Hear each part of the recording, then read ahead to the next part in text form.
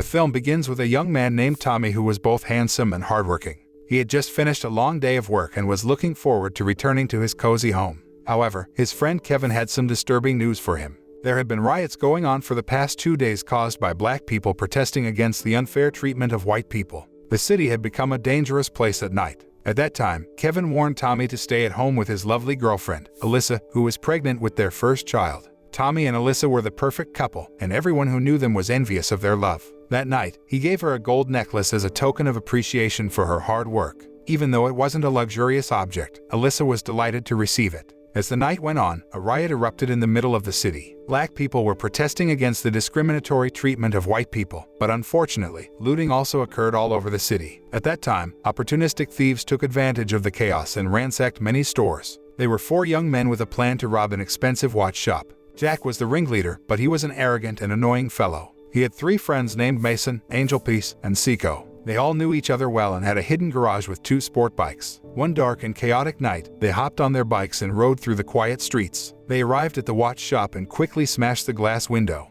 They snatched everything they could get their hands on. However, the shop owner was brave and tried to stop them. Meanwhile, Jack, being emotional and hot-headed, shot the shop owner dead on the spot. Soon after, the situation escalated quickly, but Jack remained calm and collected, then drove away as if nothing had happened. Afterward, the 4 of them went back to the garage to hide their bikes and the stolen items. Then they stole a car to make their getaway. At that time, Jack had an appointment with a female bailiff, but he didn't return all the loot. Instead, he kept one of the most expensive watches for himself. What Jack and his friends didn't know was that the police had blocked all the roads, and they were driving a stolen car. When they were pulled over, they panicked and ran in different directions. The police suspected them of committing a crime and arrested them. Although they were caught, they were only charged with car theft, not murder and robbery. In the end, Jack and his gang learned a harsh lesson that crime never pays. They were caught because of their greed and arrogance. The once quiet night was now full of the sounds of police sirens, and the young men's lives were forever changed. Sometime later, Alyssa started working as an intern lawyer, and her latest task was to interrogate Jack about his recent activities. Jack was known to be an arrogant and self-centered individual, and he didn't care about what Alyssa had to say. Even if the police wanted to arrest him, Jack was convinced that nobody would care about him anyway. Despite Jack's behavior, Alyssa tried to advise him and asked him to reconsider his actions. She urged him to turn his life around because he was still young and had the potential to do good. However, Jack didn't listen to her and thought her advice was meaningless. He left her office and met up with Mason and Seiko. Soon after, another young man named Si showed up.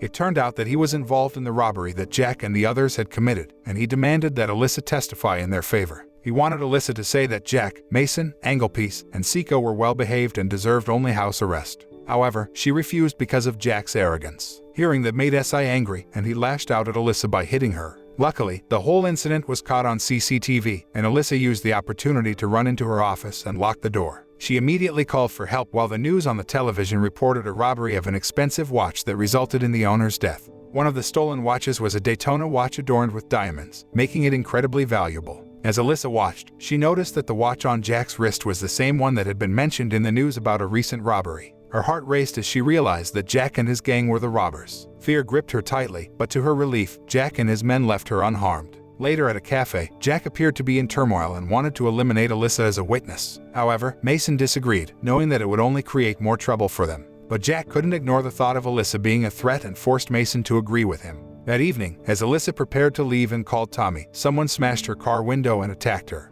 In no time, Tommy received news of the attack and rushed to the hospital to find her lying in a coma. As he watched her, his sadness was palpable, realizing that the love of his life was now helpless and fighting for her life. The next day, Alyssa woke up feeling pain coursing through her body. She touched her face and felt a bump that she didn't remember having. Shortly after, Tommy questioned her about the attacker who had harmed her. There, she tried to recall the face of the person who had caused her harm, but all she could muster was the possibility that it was one of the robbers she had seen on TV. The same thieves who had stolen Jack's watch, which led her to the realization of the crime. However, Alyssa refused to reveal their identities to Tommy out of fear of retaliation. She knew that the robbers would not hesitate to come back to finish what they started. So, he let it go, knowing that he would have to wait until Alyssa was ready to reveal the truth. Meanwhile, Jack and his crew were in police custody, facing interrogation for new charges of assault. The police were trying to link them to the robbery of the watch. Unfortunately, the evidence was not sufficient to prove their guilt in court, and they only received a 2-year sentence for theft and assault. Later, Alyssa discovered that the baby growing in her womb was having health problems. Sadly, she miscarried the child that she and Tommy had wanted so badly. The loss left Tommy feeling completely devastated, his heart shattered into a million pieces. After the incident, Alyssa was left feeling traumatized and couldn't even bring herself to touch Tommy. She believed that she was useless because she had undergone surgery that made it impossible for her to ever have children. Despite this, he was insistent that he loved her for who she was, and suggested that they could adopt a child and build a life together. And sadly, things took a turn for the worse when Alyssa began to blame Tommy for not being there for her when she needed him the most. At that time, he was unable to defend himself and felt guilty for not being able to support her properly. Tommy couldn't bear the reality of losing Alyssa and asked his friend Kevin to investigate who she had been dealing with before going to the hospital. It turned out that she had been working with a group of youths named Jack, Mason, Seiko, Angelpiece, and SI who had been involved in a car theft case. Despite Tommy's efforts, Alyssa decided to leave him a week later. She was unable to accept what had happened to her and continued to blame him for everything that went wrong. At that moment, he was left feeling devastated and worthless, and he burned all the baby equipment he had prepared for their child. Because all of that, Tommy had a burning desire for revenge against those who had ruined his life. Soon after, he made up his mind to take action and headed straight towards the violent protesters. With a fierce determination, he pounced on 2 patrol police officers and attacked them. Although the police quickly arrested Tommy, he didn't feel scared or anxious. Instead, he smiled as if he had planned the entire incident. When Tommy's trial began, he was found guilty and sentenced to 2 years in prison. He spent 2 weeks in temporary detention before being transferred to a youth prison. There, the prison warden ordered Tommy to strip naked to ensure that he didn't have any sharp objects that could harm others. One of the wardens who examined Tommy was called Nas. He ruled the prison like a king and did whatever he wanted. Shortly after, Tommy underwent an interview with the wardens to provide them with his background information. He told them that he was an orphan and had no family or friends. He also admitted that he had never had a girlfriend. When the warden asked Tommy how he felt about being in prison, Tommy said he enjoyed it very much. His words left the prison officials puzzled and confused.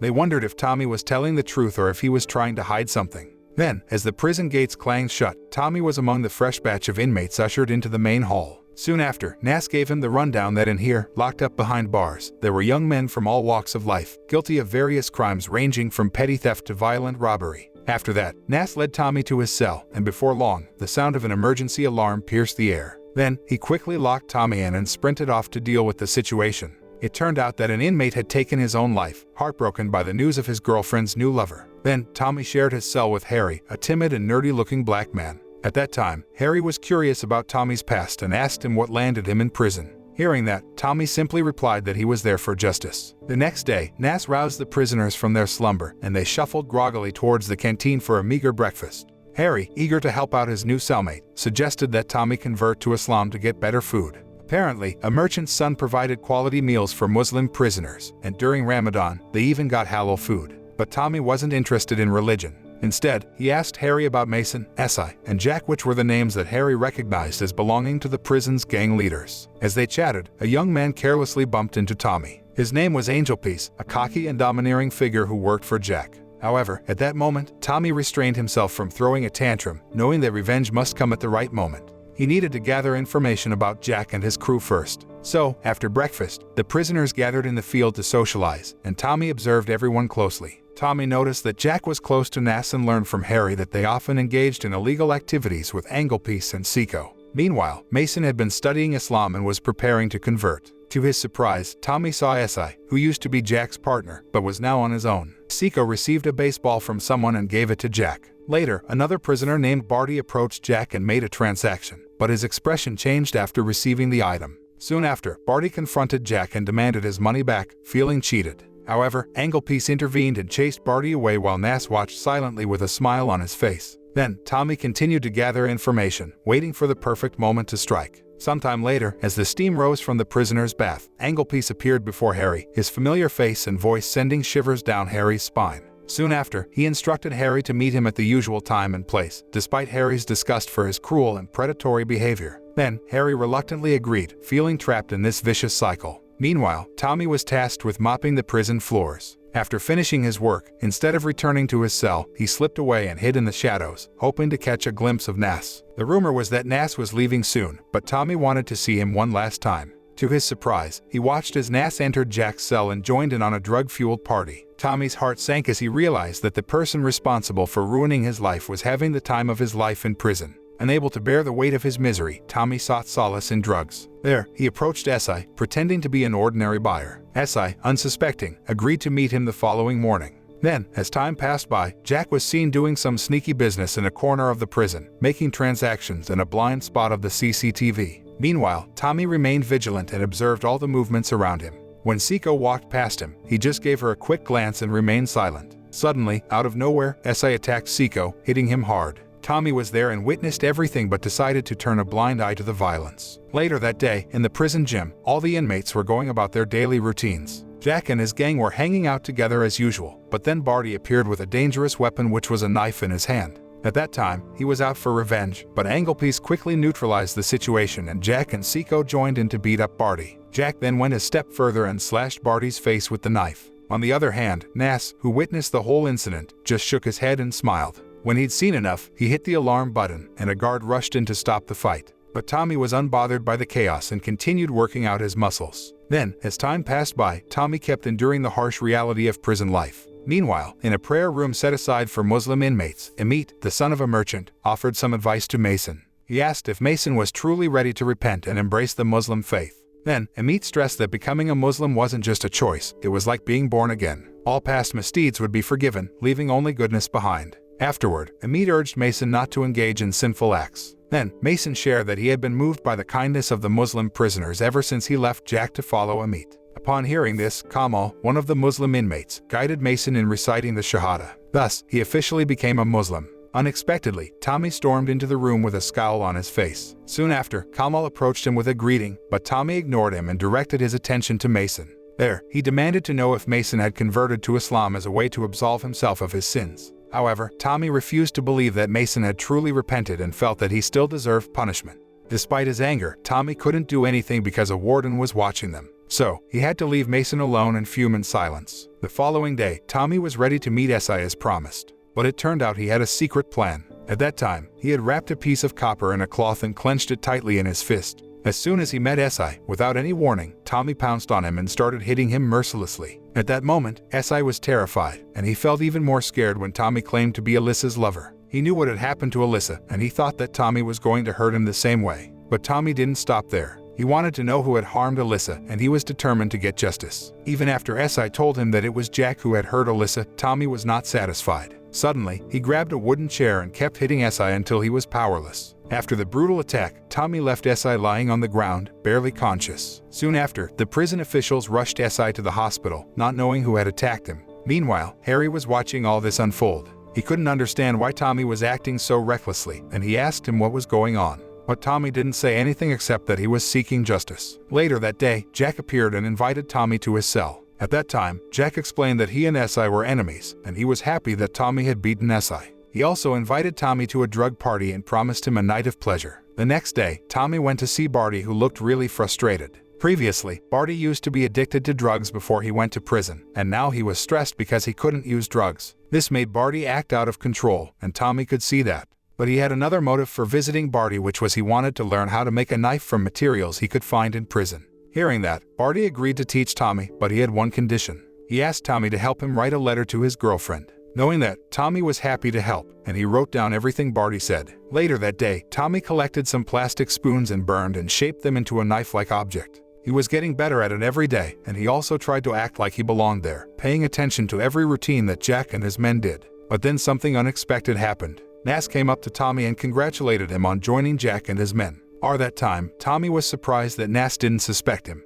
But he didn't feel happy about the congratulations either. In fact, it felt like Nas was mocking him. Soon after, Tommy visited the prayer room for Muslim prisoners after a while. However, a prisoner named Genghis followed Tommy around and talked in a confusing way. Genghis claimed that no one could leave the prison once they entered it, and sometimes people committed suicide for no reason. Genghis also told Tommy that following the rules would keep them safe from harm. However, Tommy found Genghis's behavior revolting and nearly attacked him. But suddenly, Kamal came forward and suggested they pray together, offering advice to Tommy. However, he was too fixated on Mason and paid little attention to Kamal's words. Then, Tommy asked Mason if he was truly sorry and regretted his mistakes. Mason replied truthfully, admitting that he had repented and was working on improving himself. Mason also expressed his desire to reunite with his wife and daughter, hoping to leave the prison soon. Soon after, Tommy found himself in a predicament. He had to decide whether to forgive or punish Mason. After some reflection, he realized that Mason was genuinely remorseful and regretted his actions. Suddenly, his compassion was awakened, and he decided to leave Mason without taking any action against him. Then, as the days crawled by, Christmas finally arrived at the prison. It was a time when families would send packages to their incarcerated loved ones. These packages were filled with all sorts of goodies like food, clothes, and shoes. At that time, Nas was eager to get his hands on one of these packages, and he managed to snag a pair of shoes, though it cost him quite a bit.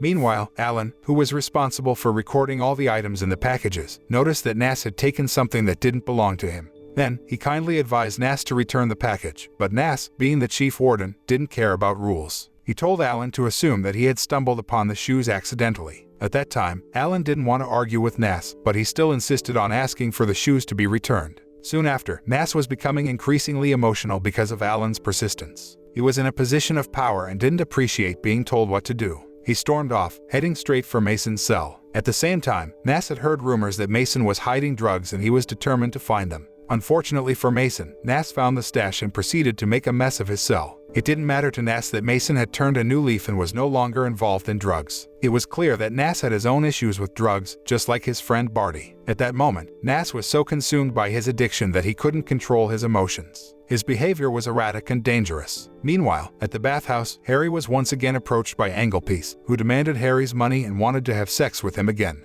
But just as Anglepiece was about to make his move, Tommy appeared out of nowhere, wielding a homemade knife. Then, he attacked Anglepiece, who fought back, but the training Tommy had been doing paid off as they fought to a draw. Unfortunately, Anglepiece was still slightly stronger and managed to melt Tommy's knife, preparing to stab him. But in a stroke of luck, Anglepiece slipped and hit his head, bleeding out and dying on the spot. Afterward, Tommy quickly returned to his cell, hiding the evidence of his revenge. At that moment, Harry knew he was now implicated in the whole affair and was scared that Jack would find out and seek his own revenge. However, Tommy didn't care, though, and demanded that Harry work for him from now on. Later that day, as Tommy and Harry walked around, they spotted Jack with an angry expression on his face, clearly upset about Anglepiece's death. Tommy knew that they had to act fast before Jack found out the truth. He instructed Harry to help him get rid of both Jack and Seiko. Shortly after, Tommy was looking for trouble. He found Seiko all by himself and attacked him, squeezing his throat until he passed out. Then, Tommy set his sights on Jack, intending to take him down. But Jack was ready for him. He had already figured out Tommy's plan and had a surprise up his sleeve. Shortly after, Jack brought in Lee, who used to be SI's partner, to help him fight Tommy. Together, they were able to overpower him, leaving him bruised and helpless. If it weren't for Nas, Tommy might have been killed right then and there. Soon after, Nas intervened and ordered Jack and Lee to take Tommy to the isolation room for assaulting another prisoner. Meanwhile, in the isolation room, Tommy was stripped of his clothes and left in complete darkness. He was completely alone with his thoughts, unable to move or defend himself. The next day, Jack went to the prayer room to look for Mason. However, he was being rude and disrespectful, and it upset Amate. But then, Mason calmed Amate down and assured him that he could handle his problems with Jack on his own. Then, Mason said he didn't need anyone else's help. On the other hand, Jack confided in Mason that Tommy's girlfriend Alyssa, who happened to be a lawyer, had passed away. There, Jack warned Mason that they could be in serious trouble if Alyssa had reported their curfew shop robbery. It turned out the punishment for such a crime was a minimum of 20 years in prison. Mason, on the other hand, had the lightest sentence and would be out in a month. But Jack was not content with just serving his time in jail. Then, he ordered Mason to kill Tommy without a care for the consequences. Meanwhile, in prison, Jack's attitude changed when Anglepiece was killed. Life became peaceful, but Tommy was still suffering. He was locked up in isolation and had been tortured so much by Nas that he started to hallucinate. One day, a kind female officer named Yor took pity on Tommy. She couldn't bear to see him suffer anymore. She carefully cleaned his wounds, but Nas showed up intending to torture him again. Then, Yor didn't waste a moment and quickly reported his actions to the prison supervisor, saving Tommy from further torment. It turned out Nas had locked up some of the prisoners in the isolation room. But the supervisor came to him and asked him to release them. Then, the supervisor scolded Nas and told him that the prisoners were not animals to be mistreated. The youth prison was supposed to help and teach them, not hurt them. Shortly after, Tommy was put back in his cell and Harry took care of him. A few days later, Mason visited Tommy and revealed that Jack was the one who had attacked Alyssa. He made it clear that he and the others were not involved. He then asked Tommy to get rid of Jack for good, to keep Alyssa safe. Afterward, Tommy decided to forgive Mason and agreed to take care of Jack. The next day, all the prisoners were back to their usual routine. When Jack and Seiko finished eating, they returned to their cell. At that time, Tommy saw this and asked Harry to cause a commotion. Shortly after, Tommy followed Jack into the cell, while Harry stood up on the table. Then, Harry spoke out against Nass's cruel torture methods, which often led to prisoners hurting themselves, and the terrible food they were given. At that time, the other prisoners were eager to hear what Harry had to say, and they began to support him. It turned out that Ahmed also shared Harry's dissatisfaction with Nass's bullying, so the prisoners became even more agitated.